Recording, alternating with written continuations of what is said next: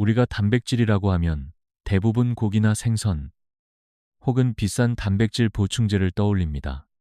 슈퍼마켓 정육 코너, 헬스용 파우더, 고급 레스토랑에서 나오는 스테이크. 그렇게 우리는 늘 같은 방식으로 단백질을 생각해 왔습니다. 하지만 놀랍게도 우리 조상들이 먹어온 식물들 속에, 그리고 지금도 베란다나 마당에서 기를 수 있는 작고 소박한 씨앗들 속에 우리 몸에 꼭 필요한 단백질이 가득 들어있다는 사실을 알고 계셨나요? 한국은 사계절이 뚜렷하고 땅이 좁은 나라입니다. 하지만 그런 환경에서도 수천 년 동안 조상들은 땅을 갈고 씨를 뿌려 건강한 삶을 지켜왔습니다. 그리고 그들의 식탁 위에는 언제나 식물에서 온 단백질이 함께했습니다. 된장국 속의 콩, 호박잎 위에 올려진 들깨가루, 밥 위에 솔솔 뿌려진 참깨. 그것은 그저 반찬이 아니라 우리의 몸을 채우고 건강을 지켜주는 중요한 영양소였습니다. 요즘처럼 건강을 챙기기 위해 값비싼 제품을 사야만 하는 시대에는 오히려 옛 방식이 더욱 소중하게 느껴집니다. 직접 기르고, 직접 먹는 것, 땅의 힘을 믿고, 제철을 따르며 몸이 편안해지는 음식을 가까이 하는 삶. 그래서 오늘은 우리가 평소에 쉽게 지나쳐온, 그러나 알고 보면 고기보다 더 뛰어난 단백질을 품고 있는 식물 10가지를 소개드리려 합니다. 이 식물들은 모두 한국의 땅과 기후에 잘 맞고 손쉽게 기를 수 있으며 우리 입맛에 익숙한 재료들입니다. 잘 몰랐던 단백질의 세계, 이제 함께 알아보겠습니다. 그렇다면 첫 번째로 살펴볼 식물은 우리에게 가장 익숙하면서도 동시에 가장 위대한 단백질 공급원인 콩입니다. 된장과 두부, 청국장과 콩나물로 이어지는 이 작고 둥근 씨앗은 단순한 식재료가 아니라 오랫동안 한국인의 건강을 지켜온 생명의 씨앗이라 할 수 있습니다. 삶은 콩 한 컵에는 거의 30g에 가까운 단백질이 들어있으며 고기처럼 9가지 필수 아미노산을 모두 갖춘 완전 단백질 식품입니다. 뿐만 아니라 식이섬유, 철분, 칼슘도 풍부하여 중장년층에게 특히 좋은 영양 밸런스를 제공합니다.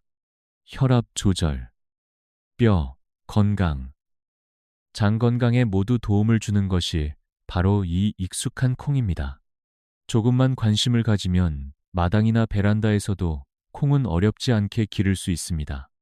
해가 잘 드는 곳에 흙과 물만 있으면 자라기 시작하고 시간이 지나면 작고 하얀 꽃이 피고 그 꽃이 열매를 맺습니다. 그렇게 수확한 콩으로 집에서 직접 두부를 만들어 보거나 된장을 담그는 기쁨을 누릴 수도 있습니다. 무엇보다 콩은 우리 삶 속 깊이 스며 있는 재료입니다. 어린 시절 아버지께서 흰쌀밥 위에 콩조림을 올려주시던 기억, 겨울밤 따끈한 청국장 냄새로 온 집안이 따뜻해지던 풍경. 단백질은 멀리 있는 영양소가 아니라 그렇게 언제나 우리의 식탁 위에 조용히 자리 잡고 있었던 것입니다.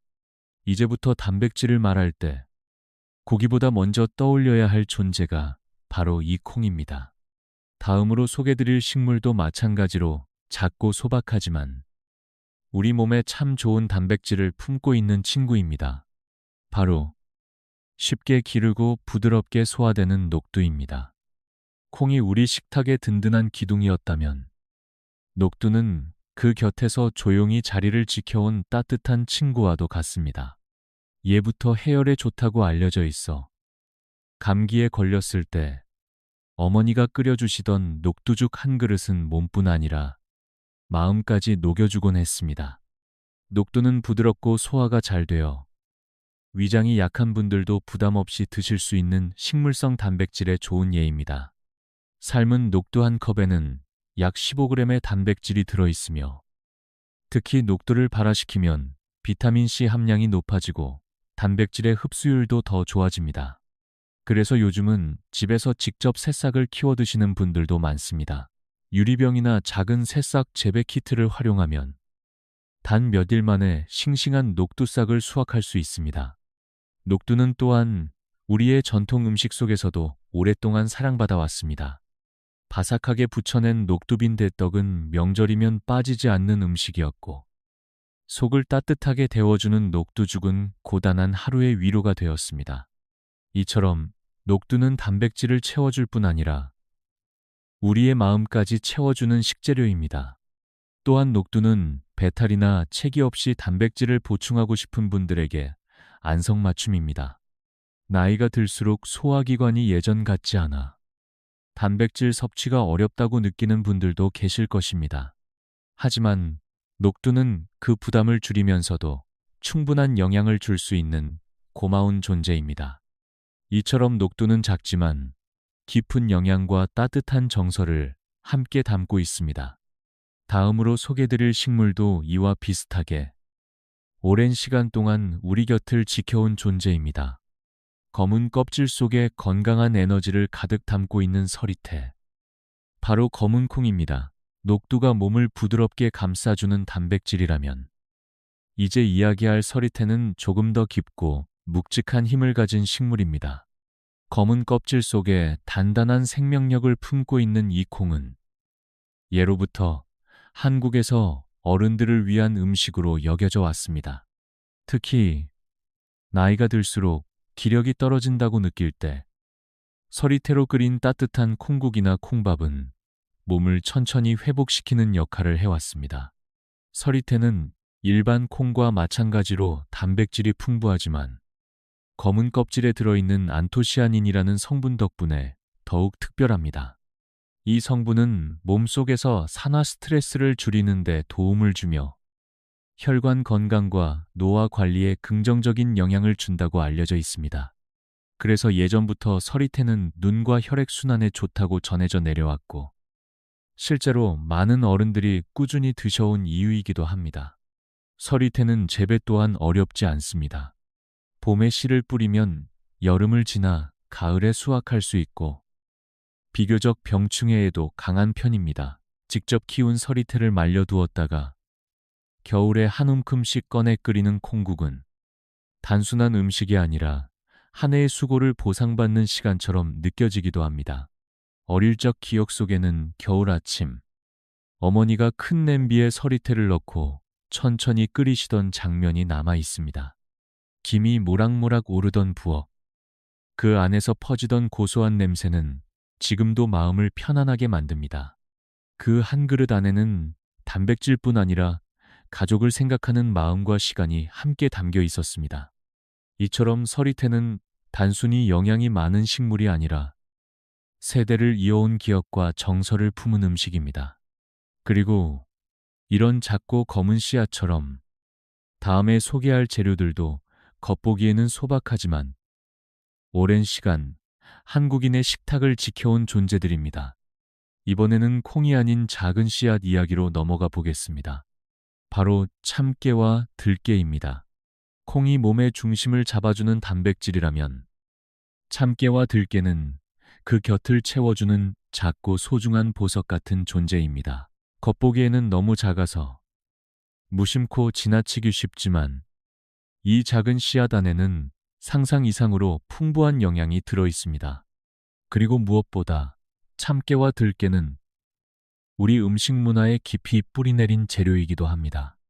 참깨는 약 20%의 단백질을 함유하고 있으며 칼슘과 철분, 비타민 B군이 풍부합니다.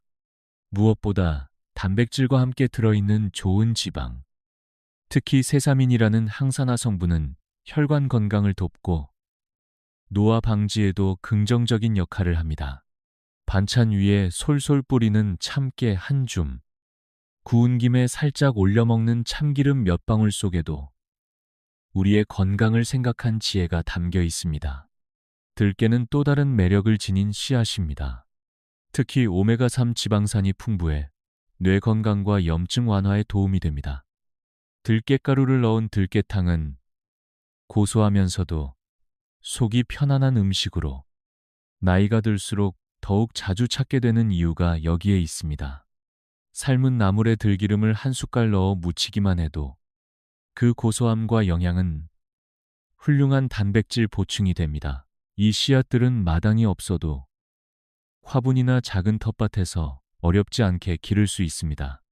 해가 잘 드는 곳에 심고 정성껏 물을 주면 계절이 지나며 알알이 씨앗을 맺습니다. 수확한 참깨와 들깨를 볶아 유리병에 담아두면 한겨울에도 그 따뜻한 향과 영양을 즐길 수 있습니다. 어릴 적 할머니가 만들어주시던 들깨 무침과 참기름 떡국이 생각납니다. 손끝의 정성과 함께 전해졌던 그 맛은 지금도 잊히지 않습니다. 작지만 강한 단백질, 그리고 마음을 따뜻하게 감싸주는 기억. 이제는 콩뿐 아니라 씨앗들 속에서도 건강을 찾을 수 있습니다. 이처럼 우리의 식탁은 작은 씨앗 하나로도 풍성해집니다. 그리고 그 씨앗들의 이야기는 여기서 끝나지 않습니다. 다음으로는 가을 햇살 아래에서 자란 또 다른 단백질의 원천, 바로 호박씨와 해바라기 씨에 대해 이야기해 보겠습니다. 참깨와 들깨가 식탁의 구석구석을 따뜻하게 채워주는 존재였다면, 이번에 소개할 호박씨와 해바라기 씨는 조금 더 풍성하고 든든한 느낌을 주는 단백질입니다.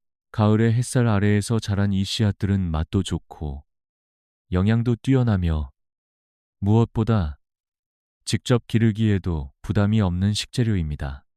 호박씨는 삶은 상태로 약 30%에 가까운 단백질을 함유하고 있으며 마그네슘과 아연, 철분이 풍부하여 면역력과 전립선 건강에 도움이 됩니다.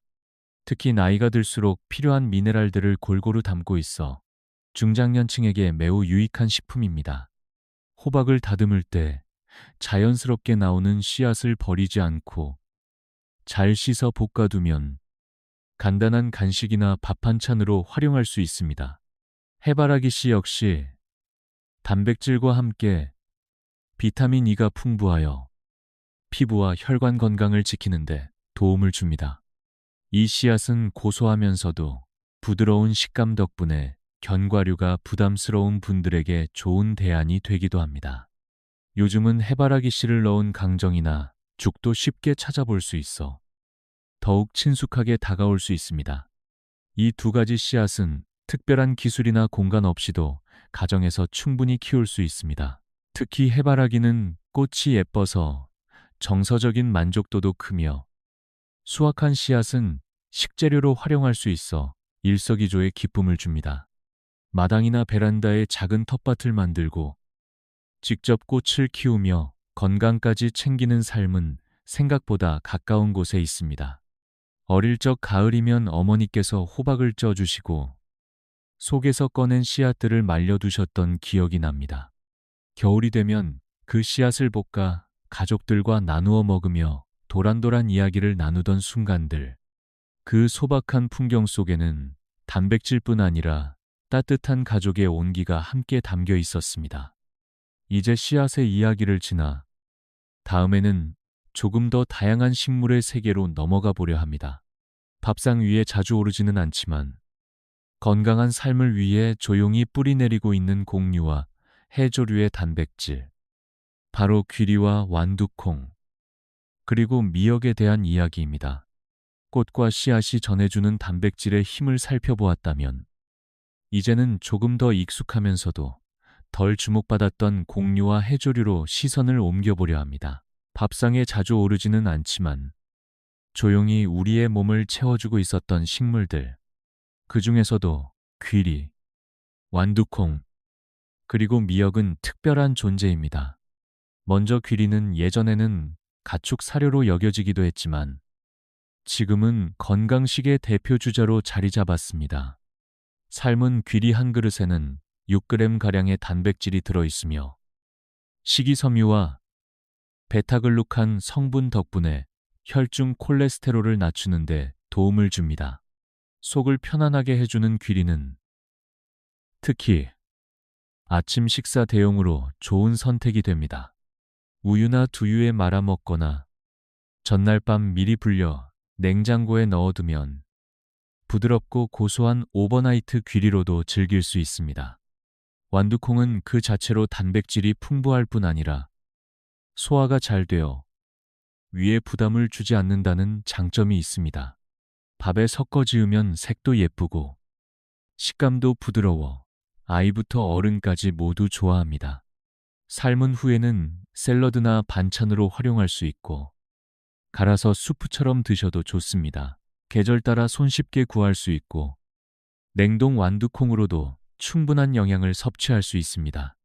마지막으로 미역은 단백질 함량이 높지는 않지만 꼭 언급하고 싶은 식물입니다. 바다에서 자라는 미역은 칼슘, 요오드, 철분 등 미네랄이 풍부하여 뼈 건강과 갑상샘 기능에 중요합니다.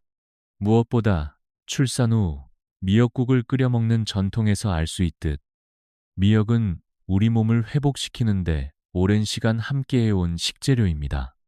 미역국, 미역무침, 다시마 장아찌 등 다양한 형태로 섭취가 가능하며 바다의 향과 함께 자연의 힘을 전해줍니다. 이렇게 우리의 곁에는 눈에 잘 띄지 않지만 묵묵히 영양을 채워주는 식물들이 많습니다.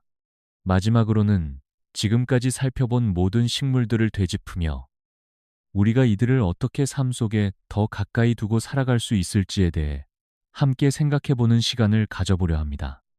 지금까지 우리는 10가지 식물성 단백질 식품을 함께 살펴보았습니다. 콩, 녹두, 서리태처럼 익숙하고 전통적인 재료부터 참깨, 들깨, 호박씨, 해바라기 씨 같은 씨앗들, 그리고 귀리, 완두콩, 미역에 이르기까지 이 식물들은 모두 작고 소박하지만 각자의 방식으로 우리의 몸을 건강하게 지탱해주는 귀중한 존재들입니다. 이 이야기들을 따라가며 문득 떠오른 생각이 있습니다.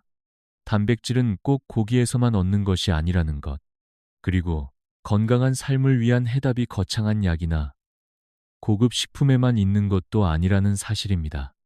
오히려 우리의 삶 속, 기억 속, 식탁 속에 이미 오래전부터 존재해왔던 식물들 속에 그 해답이 담겨 있을 수 있습니다.